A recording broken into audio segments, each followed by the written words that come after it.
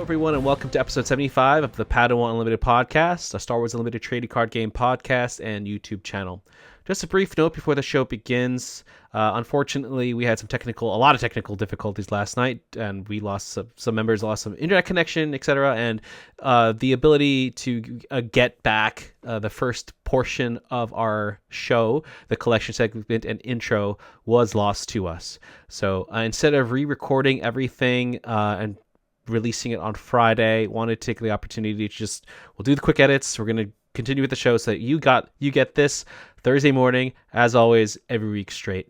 Thank you for your patience with that. As always, really appreciate everyone who listens. Hope you enjoyed this very special episode of Padawan Unlimited, where we go over not only the meta for Set 6, but a brief history of Star Wars Destiny and other Star Wars trading card games and how it kind of made Star Wars Unlimited better. So with that, I'll leave you to it. Please enjoy the show. And we're back. Welcome. As you can see, there's some dramatic changes since the previous collection segment. For whatever reason, episode 75, we're reaching that pinnacle of like episode 100, and all the systems are trying to crash on us. So we lost Rob, unfortunately, and Tank over here had to switch laptops and all types of stuff.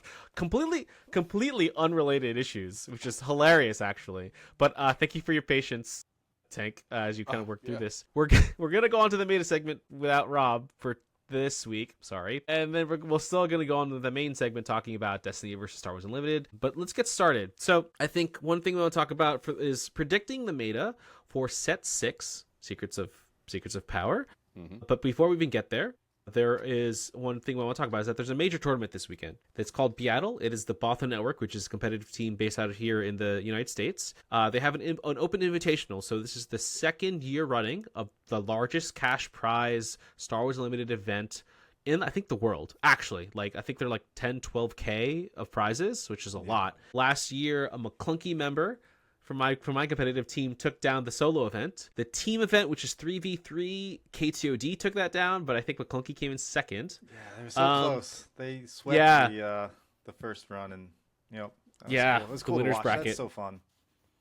I think the reason I bring this up is because this is the first major tournament with good players coming from across maybe even the globe to come play this tournament. It's a cash, so people are taking this here. You're not going to see jank decks here because people are paying money to win money, right? And maybe there's people playing jank, but I think there's not really. Yeah, exactly. Yeah, not necessarily, but there's not necessarily people that are going to try to figure out the meta and say, "Oh, I want to play a meta deck." There's going to be some of those out there, sure. Yeah, because this is, like you're saying, the huge competitive and prize money. There is money on the line here. People are going to come with their best. Yeah. It is not an FFG tournament, which means that there's different rules in that sense. But this is a good predictor, I think. This will be a good early predictor of where the PQ season is going to go, planetary qualifiers. Because in a few short weeks, we're going to get to the level of tournament play, then the regionals, sectors and regionals in January of 2026 and February of 2026 next year. So we're going to rapidly get to that point. And so I want to talk about where we think the meta is going to go. But I think the one thing but before we do that, I also want to talk about Destiny real quick, because Tank, this is your kind of area of expertise, and you talked about this in a previous segment that is now long deleted. Right. But you were a competitive player. They did not have cash events, right? They only had, you said, mats or something, right? Mats. Play mats is what we battled for, and that was that and prestige. That was about it. Yeah. So it's really like the love of the game.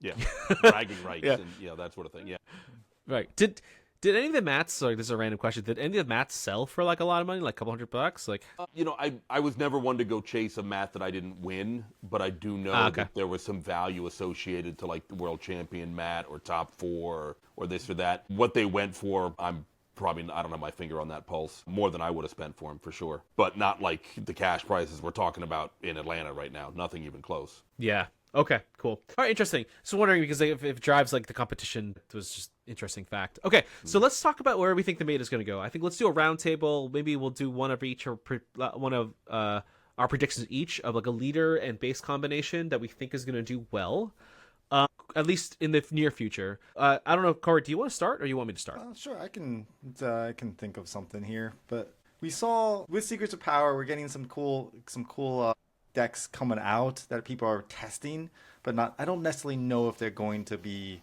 the decks that we see in Atlanta, right? So, or the PQ season potentially. So I'm gonna say I think we might see a Talzin deck again, and specifically Talzin Yellow, thinking that's gonna come Really? out. So Talzin Yellow was kind of a thing. There was some interesting things you could do with it when Legends of the Force came out, but the red deck was so much better because you had Force Throw, right? You don't have Force Throw now, and without Force Throw, that deck does drop off slightly. However, it did win a pretty big event without Force Throw. But I think with Secrets of Power now, I think Yellow might come up and be the Talzin deck that we see more of here. And I do think there will be a Talzin deck and that does well. I think I would see that, and like even just one card, the Acolyte, the Treya Acolyte or whatever, powers up the Talzin Yellow deck Force specifically so much, because in one turn you get 2 -1/-1s, right? Which is like powerful. Like you defeat a unit like at that point, or do whatever. But that just kills a Cassian, right? Like the new Cassian, you can just get rid of that real quick. Yeah, I know, and take initiative, right? Yep. Yeah, huge incentive for that deck to do well. I would agree with you. Sometimes a Talzin Yellow is probably the one that got the most tools with Secrets of Power, to be able to succeed in the long run. No, I hear that. I think for me, and I'm not going to say Sabine. I always say Sabine. But what I will say is that I think that we're going to get to a point for the first major tournament that people are going to fall back on what they know, right? Early in sets, early in any competition, people go back to their comfort decks, and they might tweak some cards to have made that deck better. So what do I mean by that? I mean like all the Hans, from Spark of Rebellion, Shadows of the Galaxy, Han 4 from Trip to Lightspeed. All of those Hans are comfort decks, and have won in previous iterations. Han 2 Blue, Tarkin Town, right? Han 1, not double yellow, but like green is another one as well, right?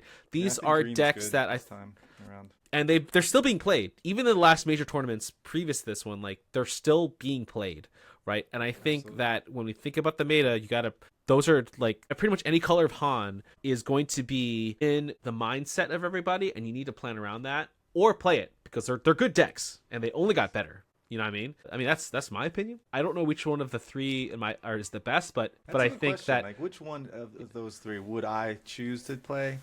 Think I'd probably go with Han 4 Tarkin Town. I think that's what I would choose. But maybe I'm just not skilled enough with Han 1, and I don't want to keep damaging my stuff with Han 2. So I don't know. Tank, do you follow the competitive scene with Star Wars Unlimited a little bit? Well, seeing as how I come from the Jankyard, my finger is definitely not on any kind of competitive meta pulse, unfortunately, much as I'd like it to be. I have never been one to play meta decks to internet net deck anything. I mean, I do have a Kylo deck just because I thought that was really cool how he swung like that, at the end and came back for. But I can say what I'm worried about going into PQ season and being like a mid-range player, if that yellow is what always trips me up. When I was running, Gil, you saw the Grand Inquisitor Tarkin Town deck I was running that was just like aggro, base. Yeah. And when it works, dude, it works really well. But yellow seems to be the one that like fumbles me. I just trip up on it. I get real close, but I just can't close. I'm curious, when you were talking Talzin Yellow, that has me a little concerned, even though just maybe I can just kind of regurgitate what Ophir said on Woo about how he saw Talzin kind of on the decline. Maybe yellow's what keeps her going again. I'm fascinated by what DJ can do as far as just like it's like Mike Tyson said, everybody has a plan until they get punched in the face. And DJ can just be like, oh, that was your plan? No, I'm going to take that away. So take that for what it is coming from the Jankyard. I just hope Grand Inquisitor comes back strong. Yeah, that's my boy.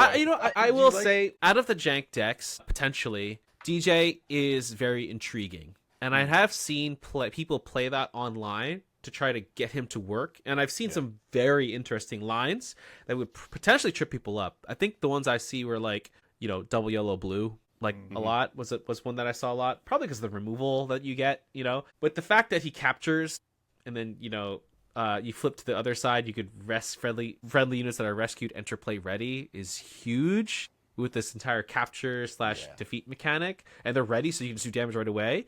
I'm sure someone's going to unlock it and or play it. Like, people are going to try for sure. And so when we think about early meta, you have to be able to be prepared against a wide like range of decks. And I think that what you just said is perfect for that, because this is a leader that is going to be sneaky, can play cunning on curve and still have other colors. And people you have to prepare for it. Yeah. Right? Sorry, Corey, you were going to say something. No, I was just, you're talking about the yellow deck, and Grand Inquisitor is your boy. There is a yellow Grand Inquisitor. Have you played him? We'll talk later. I might have a thing in brewing. Gotcha. All right. Don't want to reveal too much. Yeah. The PQ season coming around the corner. Fair enough. I think that if we're talking about Secrets of Power specifically, I think another deck, at least for the leaders in that set, so I'm not going to talk about previous sets, but in this set, we talked about it a little bit during the collection segment, but Dryden Voss is a leader that is also intriguing to a lot of people. Green Villain's very strong.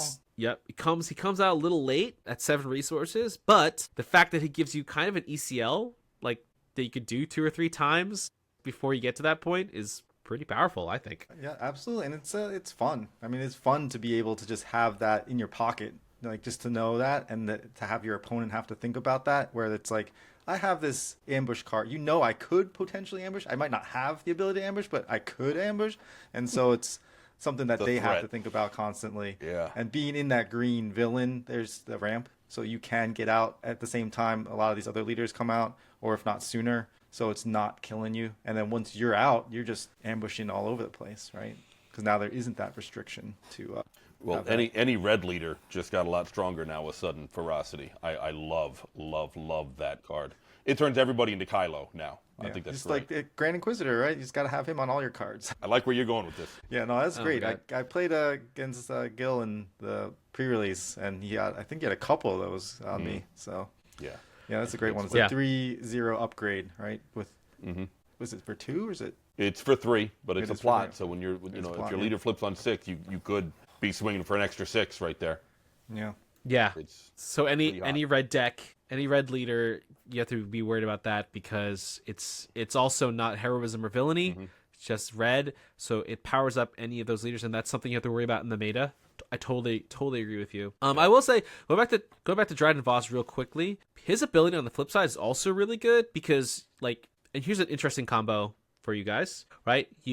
His is you could just discard a card, and then whatever you get is has ambush. So if you have Orn Free Ta, who I just mentioned in the collection segment for whatever, and the green law cards are Trade Route Taxation, which is a great card if you're going wide. Legal Authority, which is a great capture card, right? Confiscate is a law, right? You could discard all of these law cards, and you could ambush an Orn Free, benefiting Orn Free Ta, for example, and he'd be really, really powerful coming out of the gate.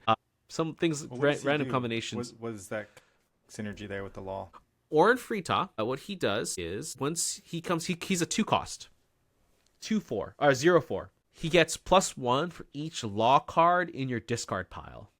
And when played, you search the top 10 cards of your deck for a law card, reveal it, and draw it. So when played, you already get hand advantage. As the game goes on, at 7 resources, you could throw him for 2, probably doing 5 to 6 damage, and you could still do a 5-drop. And they have ambush, by the way, which is huge to begin with. Just things like that are just makes I think one of the reasons why I think Dryden Voss just be really powerful. On top of the fact that he's just green villainy, which is good with blue villainy, right? Just the combination right there is really sick. Anyway, so I don't want to talk about that too much, but just wanted to finish the thought on why I think he's can be a pretty interesting leader, especially post rotation in a couple months, because he's that free ambush. Yeah, it's one of the most powerful keywords. We've talked about it. Yeah, but speaking of going back to the sudden ferocity, are there specific leaders you think help the most by sudden ferocity, or do you think it helps each of them equally? I don't think it's equal for every leader. No. For sure, there's definitely for the aggressive leaders, absolutely. But, I'm curious, Tank. What do you think? Well, yeah, I mean, for the aggressive leaders, for sure. I mean, Sabine comes out on 4, so you're lucky if you have 1 in there at that point. But one of the weaknesses of having run a Grand Inquisitor deck for so long, I saw that he comes out on 6 for only 3 damage.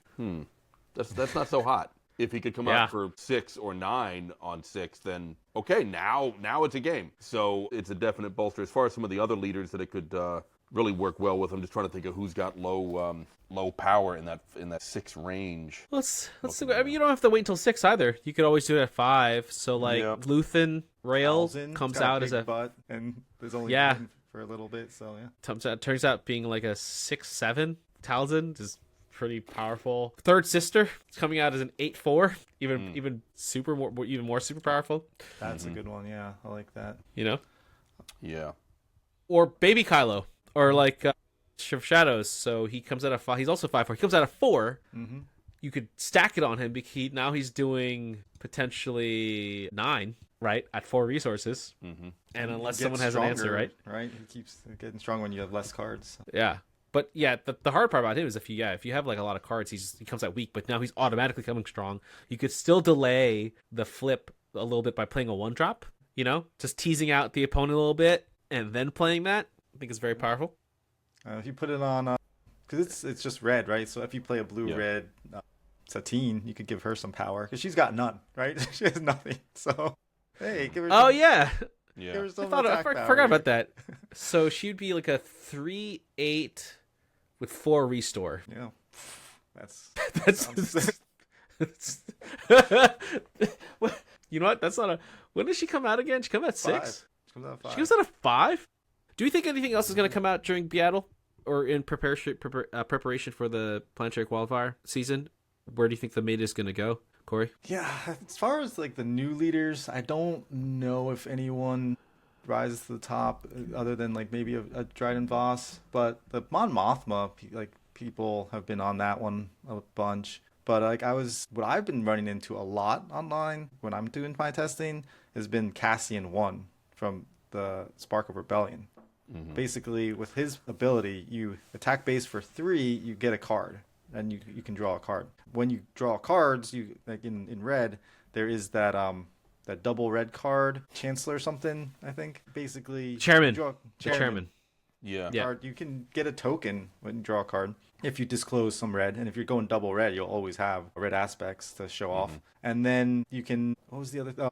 That one card that the more cards in hand, you can then use that card to get +1 attack for this attack. So the more cards in hand, you might be hitting for an extra 6 or 5 or 6 power. I know you've mentioned that card before, Gil. Mm-hmm. I'm gonna go look for it now because I don't remember. Yeah. Okay. Interesting. So I think, I've seen a lot of I've seen some Cassian 1 with the token double red being generated. I think he'll be a sneaky play aggressive as well. And him and aggressive negotiations. Yeah. Him and Dedra kind of do the same. Pseudo trying to do the same thing. He's just a bigger body and comes out a little later, but he's more durable, which is good. And it also kind of relies. You have to do 3 damage to the base, which is kind of tough. He's a curve filler, so I think that's at the end of the day that's an interesting mechanic for him to have. If you have an extra resources, you could play 3 drop and then one cost, save it for like a confiscate or something like that. Yeah, I think overall the meta is still going to remain wide. I think for the upcoming set until something breaks. I don't think anything so far hasn't been super broken yet, but a lot of decks have been powered up. So we'll see where it goes. Boba's powered up. Thrawn's been powered up. So yeah. So we'll see where it goes. Okay, let's move on to the main segment today, which is Star Wars Unlimited versus not versus, but like as it compares to Star Wars Destiny, which was the previous FFC games. Fight, yeah. So this is one of the main reasons why I really wanted to bring you on, Tank, because I think that the lessons we've learned and the gameplay from Destiny has a large influence on how FFG has approached Star Wars Unlimited. And so if you could regale us real quickly the history, like a brief history of Star Wars Destiny before we go, just to familiarize the listeners, because I know a lot of them don't even know what that is. Potentially, this is like the first CCG, and then we'll go into hopefully some questions, if that's okay with you. Yeah, sure. So Star Wars Destiny was by no means the first collectible card game for Star Wars. I mean, we got to go all the way back to the '90s with Decipher and their Star Wars collectible card game, which was my first cardboard crack back then. But Destiny came out in 2016, and history repeated itself with Unlimited in that the first set of Destiny Awakenings sold out, and then you couldn't get it anywhere. So just like with the first set of Unlimited sold out, everybody's like, I can't get it, I can't get it. So they didn't fully learn their lesson with that. Dude, it's Star Wars. People are going to buy it. Period. You got nothing to worry about there.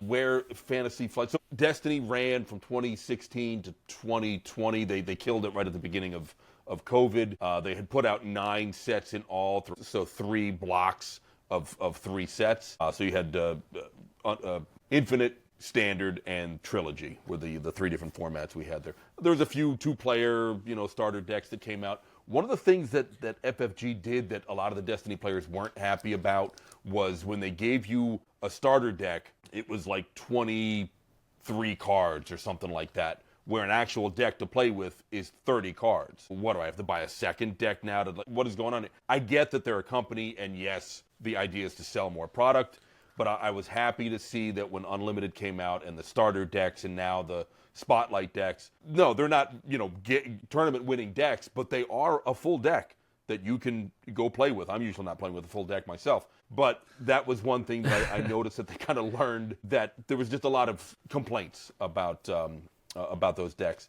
But the problems that FFG faced with Destiny, their OP support was lacking. It was just disjointed. Organized and play. Right. Yeah, sorry, I'm using fancy terms here. Their organized play was a little wonky, and things didn't always fire the way they were supposed to. I think they just needed more people on deck to handle all the people that are showing up for these events, and just better organizational skills. So these are things that, you make some mistakes, you correct the course and carry on. But the biggest problem Destiny ran into was production. Because it was a card and dice game, when you got a booster pack, it was 5 cards and 1 die, 1 big chunky die. Every rare or legendary card had a die that went with it, and that was how you dealt damage. That's how you got more resources. That's how you forced an opponent to discard a card. Whatever the game mechanics, I think there was like maybe 10 different things that you could do depending on the roll of the die. Getting those dice made overseas and shipped on time to meet street release dates was a logistical nightmare, and there were so many sets of Destiny that didn't hit when they were supposed to hit because it was held up on the boat. That's fascinating because if we compare it to now, again, we don't have necessarily the production issues because of the dice, but we as in like Star Wars Unlimited community has had their product, generally speaking, on time, if not and in the right places, right? If not early, which I think is seems to be a huge difference from Destiny. And Corey, you've collected from other games as well. So in comparison, how is Star Wars Unlimited how is Star Wars Limited and Destiny, like, is it following the same trends? Like, have there been other games that have been come out late, you think, or like pretty much trading card games have been like pretty on schedule? Do you think? I think it's tough when you introduce a new one because you don't know what the market's going to look like. And if you overproduce, that's just going to kill the game as well, because now there's all this product, nobody wants it, nobody's going to buy it, and the retailers don't want it. It's just taking up space on their shelves, and now you see it at a discount, and everyone thinks this game is going to be garbage because it's all discounted everywhere. Right. Whereas then you have the opposite problem, you don't make enough, and then you have the issues where now people want to play it, they can't play it. You get the scalpers coming in, and they're buying up all the product from people that actually want to play it. So it is tricky, and it's hard to manage. Obviously, even Magic has been doing it for 30 years. Didn't know the demand was what's going to look like for Final Fantasy. That was just blew them away. They produced more of that product than any of their products ever in their history, and it still was hard to find. And the prices are just astronomical. But these are all paper products, cards that. Not including an extra plastic piece, right? I mean, all the die are like that production for that alone, just that absolutely killed that game. Yeah, each die has to have the image printed on all 6 sides, and every image is unique to that card, so you can match the card to the die. Right. So and there's an extra element that required more collecting, more searching, or made it harder. The other drawback of that is, so each pack is now, it's only, you're paying maybe back then like $3 a pack, but you're only getting 5 cards in 1 die because that die is kind of expensive to produce. But now that pack is bigger, and so when you put 36 packs in a box, that box is bigger, and it's taking up a lot more shelf space in the game store. And a lot of the brick and mortar retailers were like, I can't stock this. It's taking up too much space. So there was some caveats to an amazing game. It kind of set the world straight as far as the you go, I go, you go, I go, you go, I go tempo, which was very different from Magic. Yeah, you were going to say something, Gil? No, that's interesting. So one of the best parts of Star Wars Unlimited, the back and forth mechanic, was actually derived from the Destiny game. That's what you're saying? Yeah. I'm not the expert, but that was what Destiny was kind of known for, was the pace. It was just back and forth, back and forth, back and forth until the round ended. It did take some getting used to.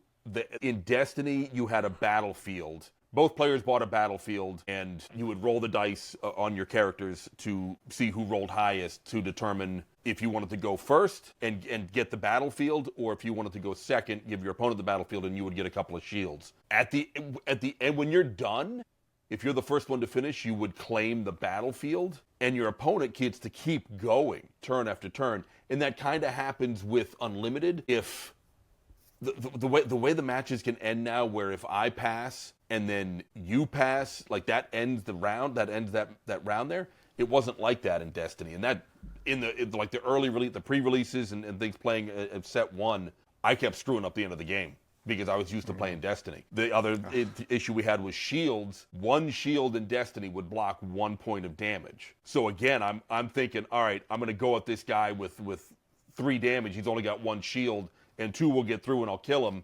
No, it won't. I like relearn, rethink my strong. Yeah, damn. Yeah, shields were definitely different. So it was the thing that was cool about Destiny, besides the dice was cool because it was kind of like gambling, like, Papa needs a new pair of shoes here. But instead of just having one leader, and typically our bases are it's just another color. There might be one epic action that you can do that helps your game. But with Destiny, you built a team. You had 30 build points to pick your units, and some of them were just standard units with a single die. Some were elite units with a double, 2 dice. So they were swinging for more. And there was a synergy between the units before you even got into building the deck. And then the bases, where every base had a different thing that you could do when you claimed, or it had a power action, which is like a once per turn action that could synergize with those players. So there was the building of Destiny decks was unlike anything else I'd ever experienced, in that the team had the synergy and the deck had the synergy, and then they together had synergy, going on. It was just very synergistic, Cuckoo. Interesting. Yeah. I mean, when I think about that and we compare it to Star Wars Unlimited, the synergies definitely don't seem as intricate as that, because we don't have to deal with like dice and other mechanics. But there are still a lot of synergistic cards and traits and leaders and everything like that. Would you say that the way Destiny deck Destiny deck building, was it straightforward, or no, was it super confusing? Because like with Star Wars Unlimited, like you can kind of build a deck just like find all the similar traits and put it in there. You know what I mean? Right. It's pretty synergistic in that sense. But with Star Wars Destiny, what was that like? Building building then? So you had villainy cards, you had hero cards, and you had neutral cards. In each one of those 3 factions, you had different colors. You had blue was your force units, red was like your command, your military units, yellow was scum and villainy. There was no green, and then gray was just kind of neutral. Actually, they added green later. The last set that never officially got released, Wild Horizons, brought in green, which was like wild creatures. So if you could either build a villainy deck or a hero deck, or God forbid a neutral deck, but then you wouldn't have access to hero or villainy. But there was no crossing of the streams. Hence the name Unlimited. You can put any card into any deck. You just pay extra for it. So it's a completely unlimited format. Destiny was a bit more structured in that you were either hero or villain. There were some cards that would allow you to sneak something in, like IG-11 could go on a hero engineer deck or something like that. But whatever your team was, so if your 30-point team, you've got playing some villains, and you've got a red villain and a blue villain, then in my deck I can have red and blue villain cards. I can also have gray villain cards, and then on the neutral I can have red, blue, and gray. I cannot play any hero cards, and I cannot play any yellow cards because I don't have a yellow, not a leader, but a person on my team. Interesting. So that's interesting to hear, because to me it makes, like you said, Star Wars Unlimited has a lot more possibilities, and it feels like that's a mechanic that they learned from. Yeah. For this set. Ori, when you've experienced other card games, does like that aspect color comp like issue, like is it more restrict in other card games, or is it loose like Star Wars Like, Unlimited? the only other one that I've really got into is Magic, obviously, and they have their lands, right? You need to have the lands in your deck and draw those lands, and then you can play them. So there are multicolor and there are triple color decks. You can do that, but you have to draw those lands in order to get those cards to come out and be able to play them. So I do love the fact that you're not stuck with having to draw lands here in this game. I think that they, What is frustrating though? Sorry, go ahead. No, I was just gonna say that, like, so I think listening between the these different perspectives, getting the Destiny perspective and some light perspective from Magic, I think the game design, then, to me, that's one of the reasons why it drew me to the game, was that it's just accessible. Like you're not starved for something. You can just play like a card. You can actually play something every turn and do something, and you're not just sitting there doing nothing, right? Yep. And you're not necessarily restricted in game style. If you decide to do, like you said, heroism and villainy could never do it. It could never interact, like very black and white in that sense, unless there's a very specific card that allow you to do that. Whereas Star Wars Unlimited, I probably learned from that because some of the designers came over, right, and were like, we could make this better. Anything goes. Right. Quote unquote better. I'm just saying that in general. Right. So sorry, go ahead. But Tank, go ahead. Yeah. What was frustrating for me to wrap my head around in the beginning was having to take cards from my hand and lay them down as resources, where with Destiny, each player started with 2 resource tokens, and at the beginning of each turn, each player got 2 more tokens, and then you could roll the dice, and if you hit resource, you could get another resource. So your money was separate from your deck, which I kind of liked, because nothing's harder than drawing 6 hot cards in your opening hand. You're like, oh my God, I don't want to lay any of these down. These are all awesome. I mean, that's one of the things I love about Unlimited, is that choice. I mean, because sometimes those choices right in the beginning of that game is going to dictate the match and where it goes, and I think that's fascinating.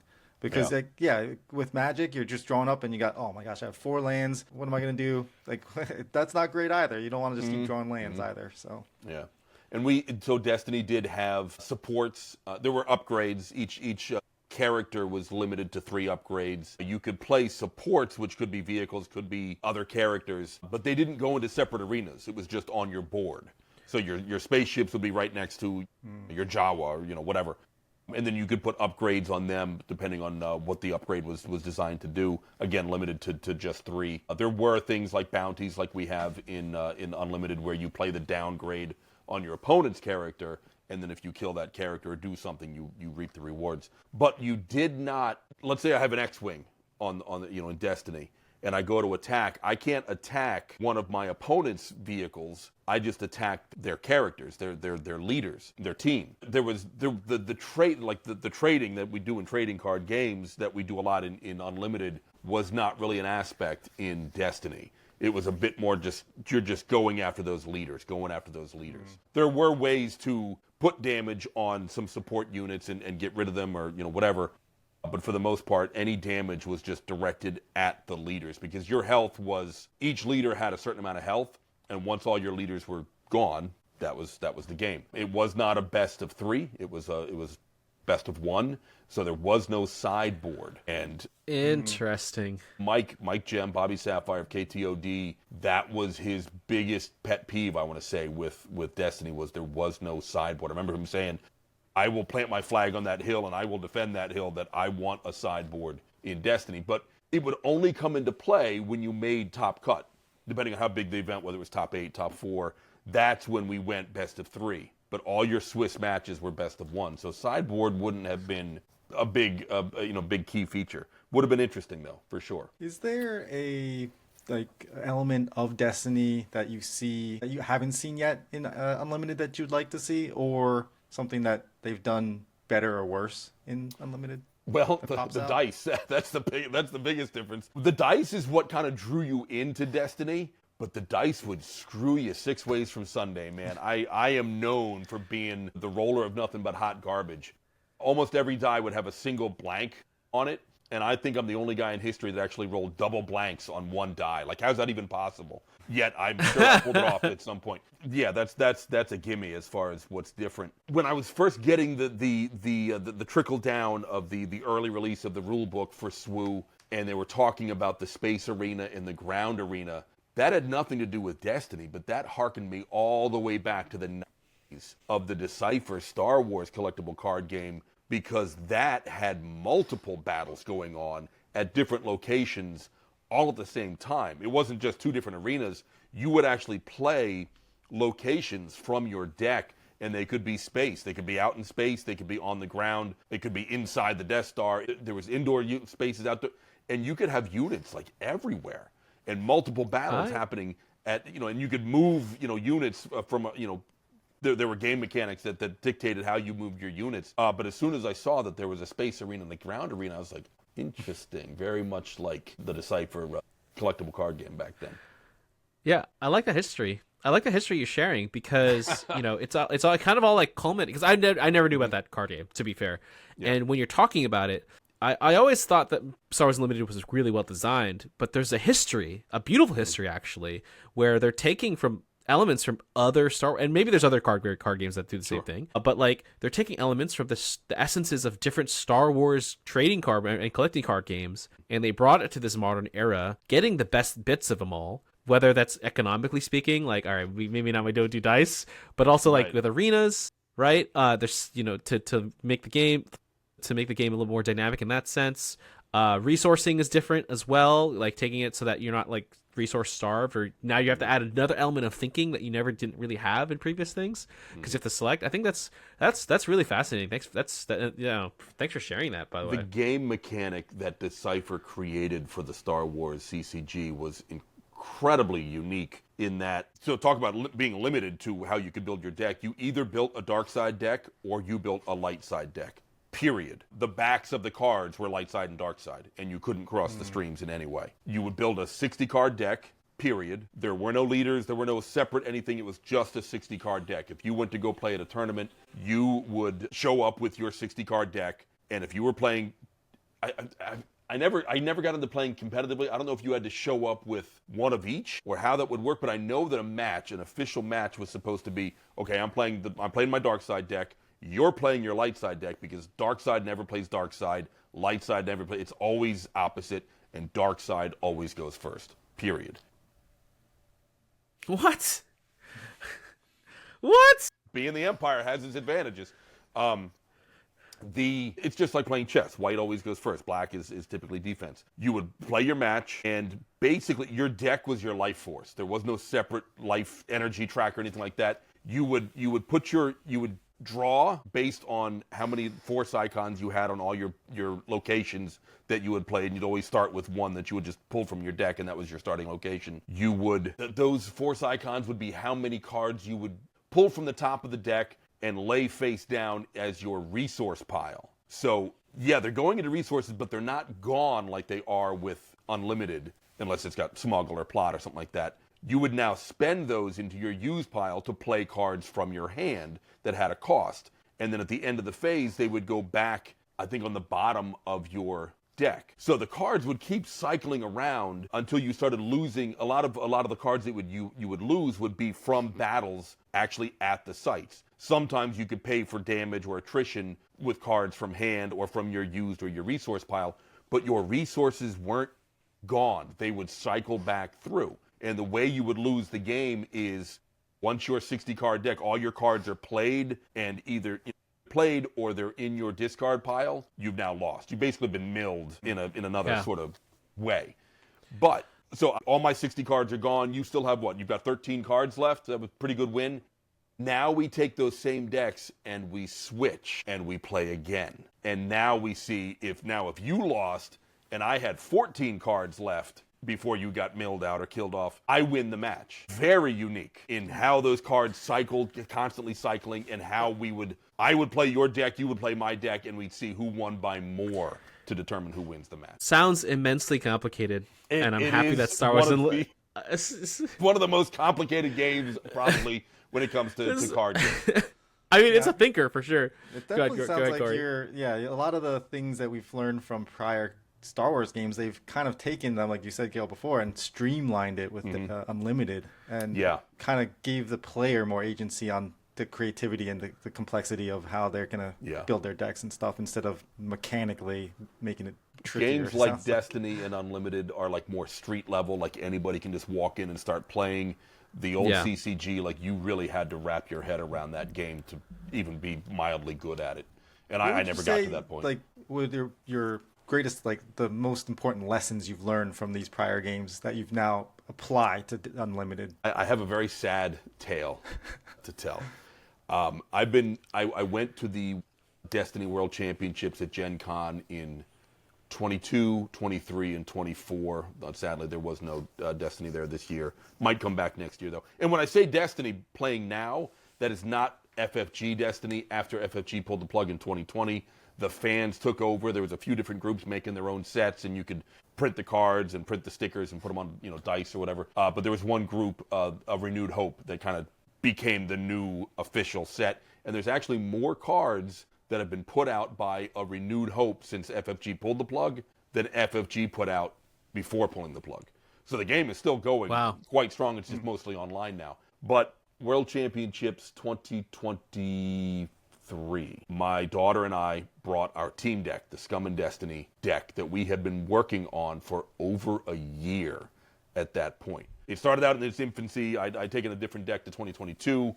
But I took a year of honing it and honing it and honing it.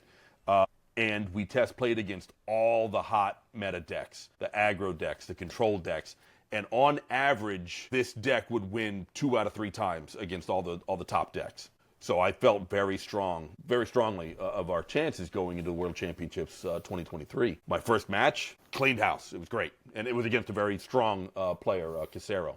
My second match was against the current world champion. Oh my God, his name's escaping me. I feel so bad. Like Lieutenant Norm. I set up so well with this deck that once I had my board state set up and I was locked in, he just kind of looked at what was going to happen. He did the math in his head and he just said, "Good game." I got the world champion to scoop, not just lose, scoop and walk away. That's how tight this deck was. I was like, "We're on, baby, we're on."